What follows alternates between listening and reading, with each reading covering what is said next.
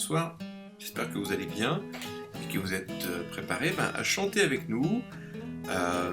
Et ensuite nous allons pouvoir étudier la Bible, le 5e commandement qui nous parle de honorer son père et sa mère.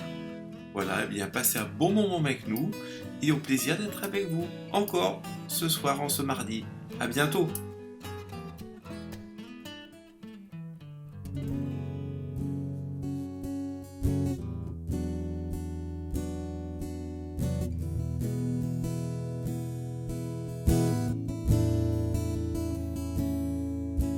Seigneur, viens ranimer le feu que tu as mis en moi.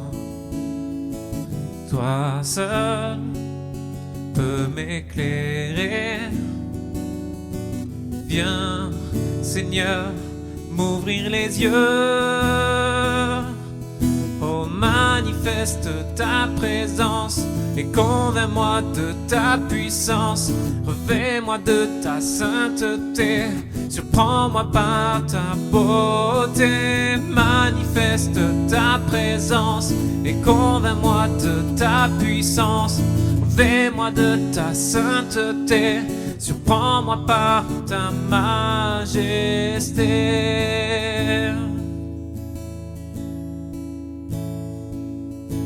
Seigneur, viens ranimer le feu que tu as mis en nous. Toi seul peux tout changer. Et viens, Seigneur, nous ouvrir les yeux. Oh, manifeste ta présence et convainc-nous de ta puissance. Revêt-nous de ta sainteté, surprends-nous par ta beauté. Oh, manifeste ta présence et convainc-nous de ta puissance.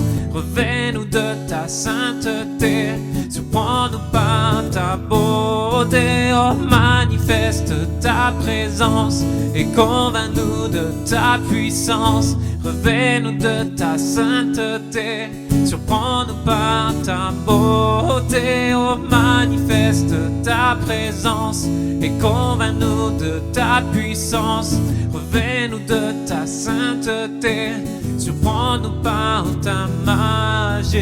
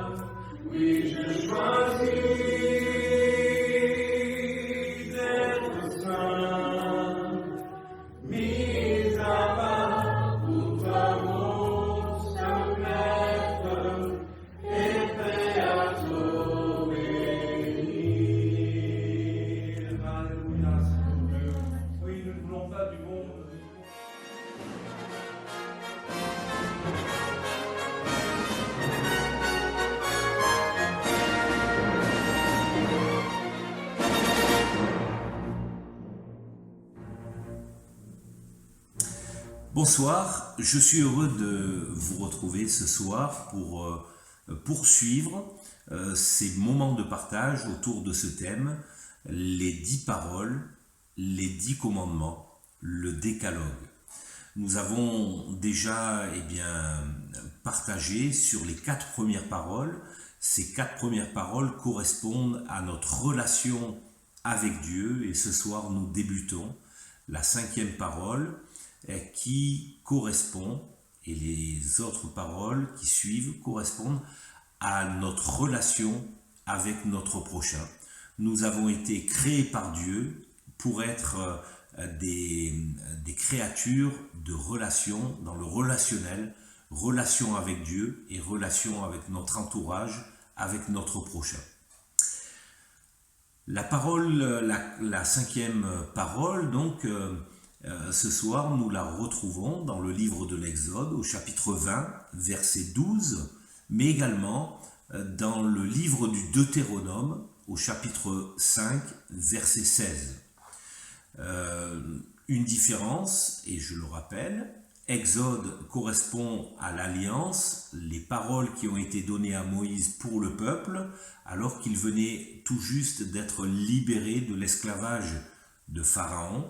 Le livre du Deutéronome, c'est un rappel de la loi qui est donné au peuple avant qu'il prenne possession du pays que l'Éternel lui a promis. Et il y a quelques différences dans les commandements qui sont donnés et nous voulons les noter parce qu'il y a quand même une certaine importance.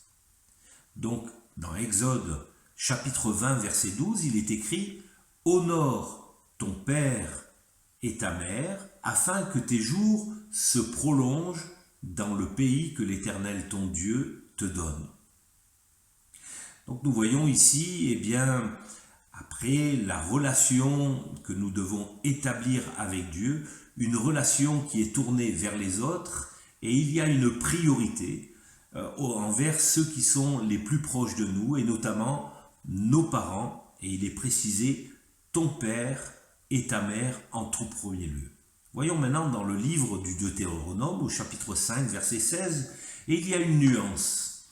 Il est écrit « Honore ton père et ta mère », comme dans le livre de l'Exode, comme l'Éternel ton Dieu te l'a ordonné. Et nous voyons ici qu'il s'agit d'un commandement. Le Seigneur nous commande d'honorer notre père et notre mère. Et en suivant, il est écrit « Afin que tes jours se prolongent et que tu sois heureux dans le pays que l'Éternel ton Dieu te donne. » Autrement dit, ce commandement, s'il est respecté, il est suivi d'une promesse. Une promesse de longévité, de vie sur la terre, mais une promesse concernant notre état d'âme, être heureux. Et nous voyons tout au long de la parole de Dieu que c'est le désir de l'Éternel que nous soyons heureux, autant dans l'Ancien Testament que dans le Nouveau Testament. Et nous le voyons notamment dans le Nouveau Testament au travers des béatitudes. Donc, c'est un commandement, et c'est un commandement qui est placé en premier concernant nos relations avec les autres. Honore ton père et ta mère. Il n'est pas dit « honore tes parents », mais il est bien précisé « honore ton père et ta mère. Autrement dit, au travers de ces versets, nous voyons qu'il y a une importance dans la Bible de reconnaître que le père et la mère ont un rôle complémentaire. C'est quelque chose qu'il faut noter. Le papa et la maman ont un rôle complémentaire dans leur relation avec les enfants. En hébreu, le terme est honoré, c'est un terme qui vient d'une racine, une racine qui fait référence au poids, à la lourdeur. Être lourd, être pesant, être douloureux, être dur. Mais également, ce terme fait référence à d'autres choses comme être riche, être honorable, être glorieux, être honoré. Également, nous voyons dans ce terme une notion de faire éclater la gloire, être glorifié, glorieux, traité avec honneur, avec hommage. Autrement dit, la parole de Dieu nous invite à avoir une attention particulière concernant la relation avec notre papa, avec notre maman, mais non seulement dans la relation, mais aussi dans notre cœur, pouvoir les placer à une position d'honneur dans notre cœur. Quand nous prenons des textes dans le Nouveau Testament qui correspondent à ce mot honneur, le terme qui est utilisé, timao, donne cette notion d'estimation, de porter à honneur, d'estimer, de fixer une valeur pour la valeur de quelque chose qui nous appartient. Autrement dit, nous pouvons réfléchir à cela, et c'est à nous, nous avons une responsabilité de mettre dans nos cœurs une position de valeur concernant notre papa, notre maman, des personnes qui nous appartiennent, qui nous sont propres. Honorer, mettre à l'honneur, révérer, vénérer. D'ailleurs, c'est important de remarquer que ce terme, c'est le même qui est utilisé pour ce qui concerne d'honorer Dieu.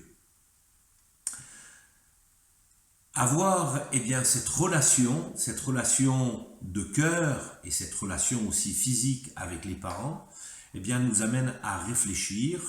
Et est-ce qu'on peut vraiment respecter cette prescription en réfléchissant bien?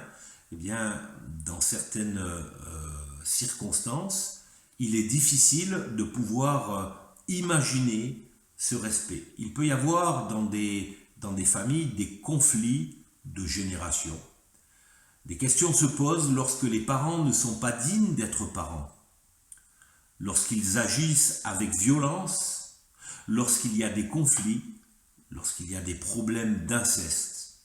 Et on peut se dire qu'il est très difficile de pouvoir honorer ses parents dans de telles conditions. Mais la Bible nous montre que Dieu veut intervenir dans nos vies, dans nos cœurs. Pensons à ce commandement: honore ton père et ta mère, comme Dieu te l'a ordonné. C'est un commandement de Dieu. Et les conséquences, si on honore ce commandement, ça nous amène à vivre une vie heureuse. Dans la Nouvelle Alliance, nous voyons que Jésus n'abroge pas ce commandement. D'ailleurs, dans Matthieu chapitre 15, verset 4, il est écrit « Car Dieu a dit, honore ton père et ta mère ». C'est Jésus qui parle.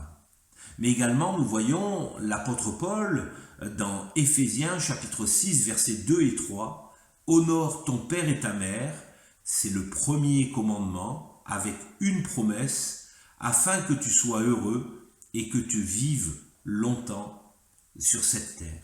C'est un commandement qui a été donné par Dieu au peuple d'Israël, mais dans la Nouvelle Alliance, nous voyons que ce commandement est renouvelé Et il est important de réfléchir à cela.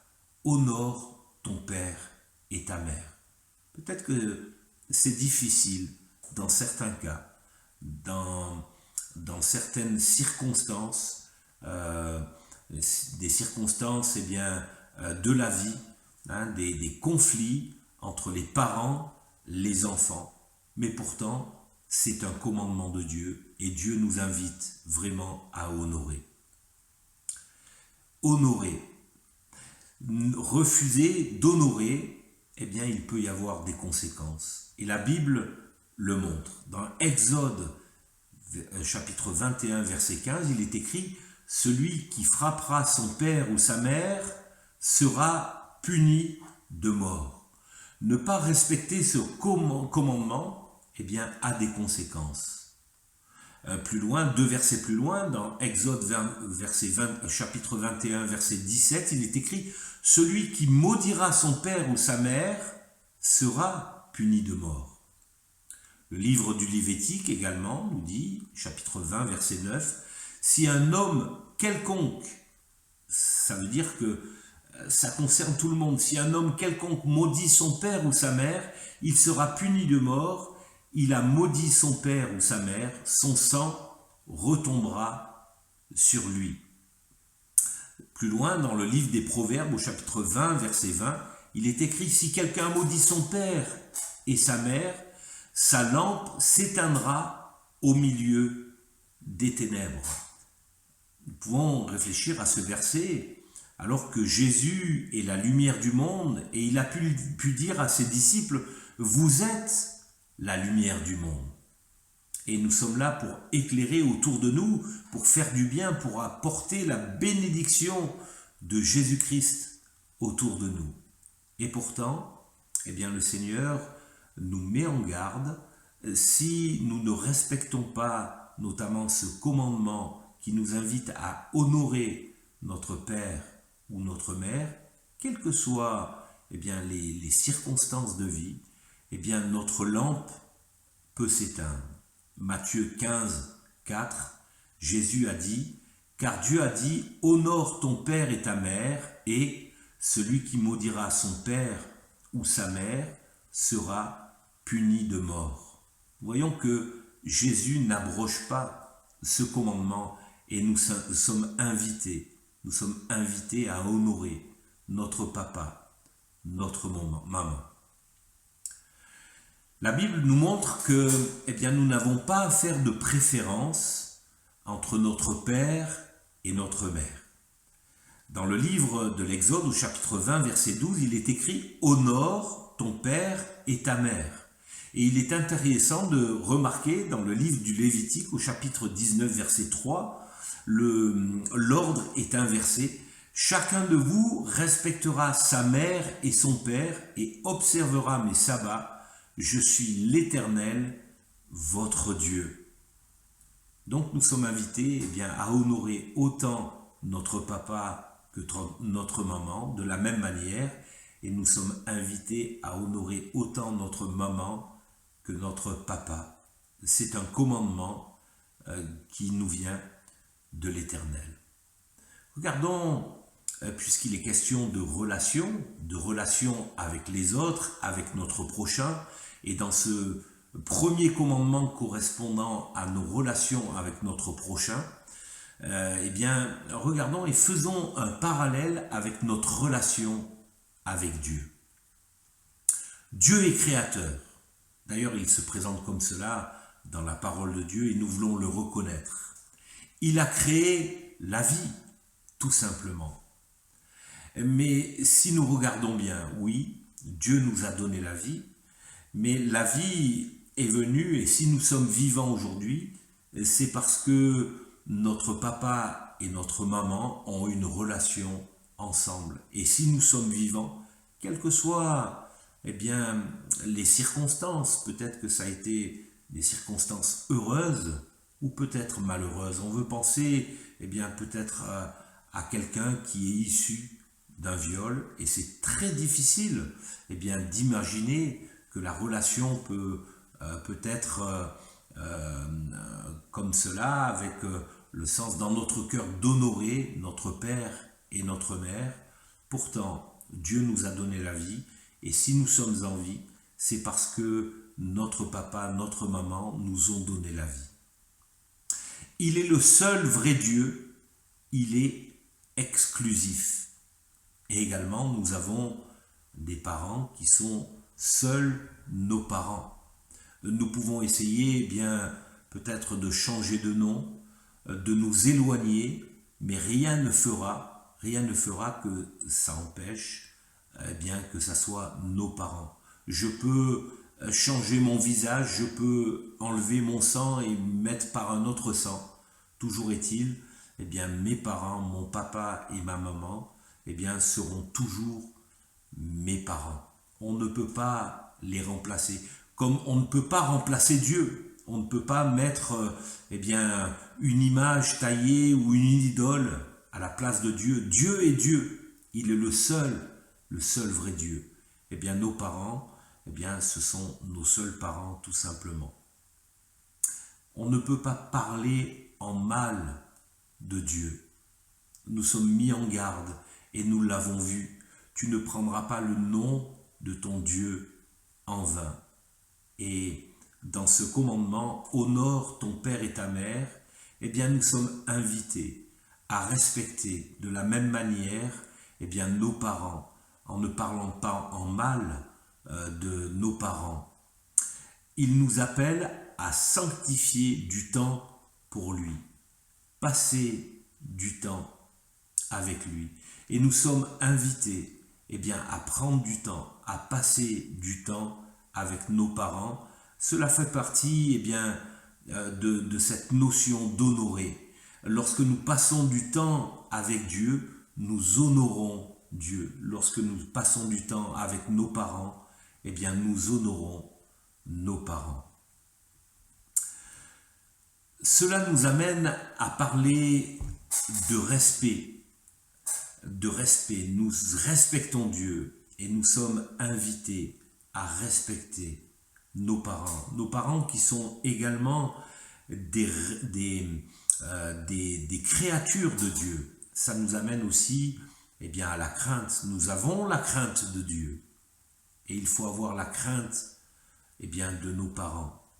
Dieu a fixé des limites. Lorsqu'il a fait alliance avec son peuple, il a fixé des limites sur le mont Horeb. Le peuple n'a pas pu s'approcher parce que Dieu est saint.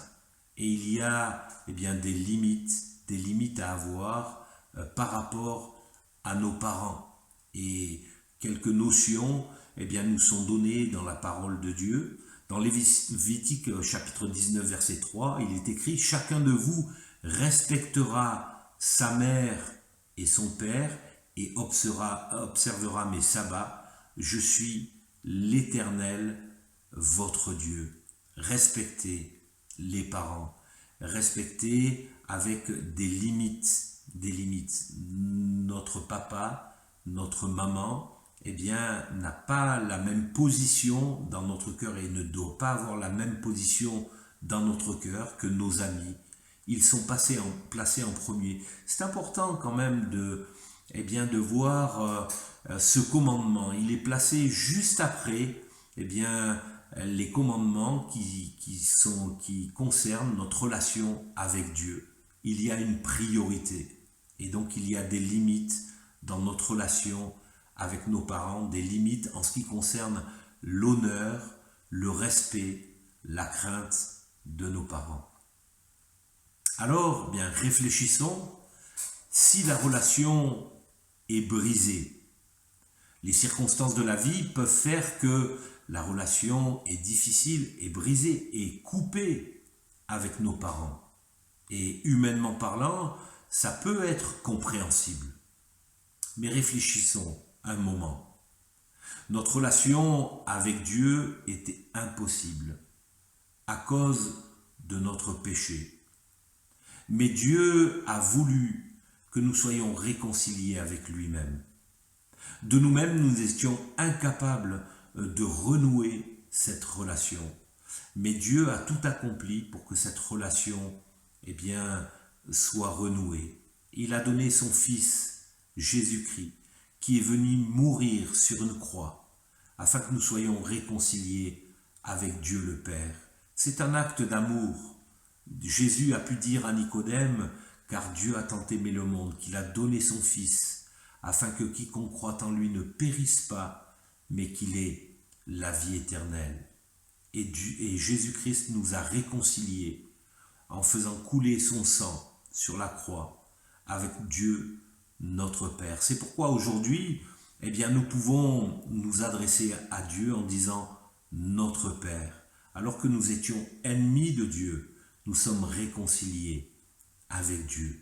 Alors si cette relation qui était impossible d'être rétablie à cause de notre péché, et il nous était impossible de rétablir cette relation à cause de notre péché, si cette relation a été rétablie parce que Jésus a donné sa vie, alors oui, je le crois, une relation qui paraît impossible d'être rétablie entre notre papa et notre maman terrestre, en Jésus-Christ, elle peut être rétablie.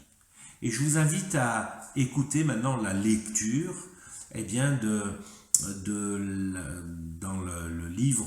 dans l'épître de Paul aux Éphésiens au chapitre 2. Et ça parle de la relation qui est rétablie entre nous et Dieu, mais ça parle aussi de cette relation qui peut être brisée actuellement, mais qui peut être et doit être rétablie entre notre papa et notre maman.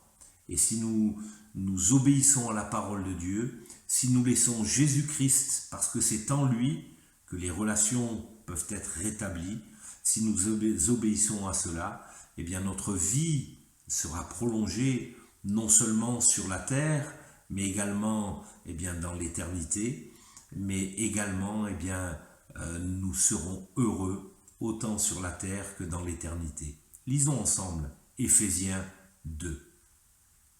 Vous étiez morts par vos offenses et par vos péchés dans lesquels vous marchiez autrefois, selon le train de ce monde, selon le prince de la puissance de l'air, de l'esprit qui agit maintenant dans les fils de la rébellion. Nous tous aussi, nous étions de leur nombre et nous vivions autrefois selon les convoitises de notre chair, accomplissant les volontés de la chair et de nos pensées, et nous étions par nature des enfants de colère, comme les autres. Mais Dieu, qui est riche en miséricorde, à cause du grand amour dont il nous a aimés, nous, qui étions morts par nos offenses, nous a rendus à la vie avec Christ. C'est par grâce que vous êtes sauvés. Il nous a ressuscités ensemble et nous a fait asseoir ensemble dans les lieux célestes en Jésus-Christ, afin de montrer dans les siècles à venir l'infinie richesse de sa grâce par sa bonté envers nous en Jésus-Christ. Car c'est par la grâce que vous êtes sauvés, par le moyen de la foi. Et cela ne vient pas de vous, c'est le don de Dieu. Ce n'est point par les œuvres, afin que personne ne se glorifie. Car nous sommes son ouvrage, ayant été créés en Jésus-Christ pour de bonnes œuvres que Dieu a préparées d'avance, afin que nous les pratiquions. C'est pourquoi, vous autrefois païens dans la chair, appelés incirconcis, par ceux qu'on appelle circoncis, et qui le font en la chair par la main de l'homme, souvenez-vous que vous étiez en ces temps-là sans Christ, privés du droit de cité en Israël, étrangers aux alliances de la promesse, sans espérance et sans Dieu dans le monde. Mais maintenant, en Jésus-Christ, vous qui étiez jadis éloignés, vous avez été rapprochés par le sang de Christ. Car il est notre paix, lui qui des deux n'en a fait qu'un, et qui a renversé le mur de séparation, l'inimitié ayant anéanti par sa chair la loi des ordonnances dans ses prescriptions, afin de créer en lui-même avec les deux un seul homme nouveau, en établissant la paix et de les réconcilier l'un et l'autre en un seul corps avec Dieu par la croix, en détruisant par elle l'inimitié. Il est venu annoncer la paix à vous qui étiez loin et la paix à ceux qui étaient près, car par lui, nous avons les uns et les autres accès auprès du Père dans un même esprit.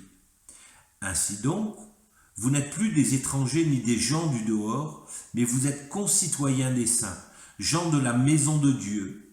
Vous avez été édifiés sur le fondement des apôtres et des prophètes, Jésus-Christ lui-même étant la pierre angulaire. Et tout l'édifice, bien coordonné, s'élève pour être un temple saint dans le Seigneur.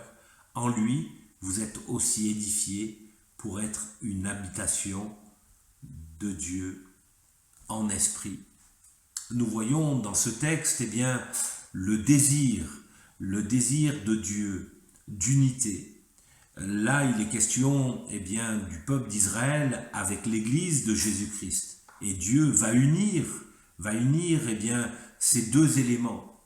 Mais nous voyons au travers de Jésus-Christ ce ministère de réconciliation. En Christ, nous pouvons être réconciliés. Et dans ce texte, il est fait mention de l'action de Dieu, de l'Esprit de Dieu dans le cœur de chacun. Aussi, vous pouvez mettre votre confiance, votre foi pour être réconcilié certainement avec votre papa et votre maman et pouvoir librement rentrer dans ce commandement et obéir à ce commandement d'honorer son papa, d'honorer sa maman, de la même manière que l'on honore Dieu, et ainsi de pouvoir prolonger nos jours jusque dans l'éternité, mais aussi d'être heureux sur la terre. C'est le désir du Seigneur Jésus-Christ. Vraiment que nous puissions méditer ces paroles et que nous puissions mettre en application et honorer notre papa, notre maman, tout cela pour la gloire du Seigneur Jésus-Christ. Que le Seigneur Jésus-Christ vous bénisse et à très bientôt.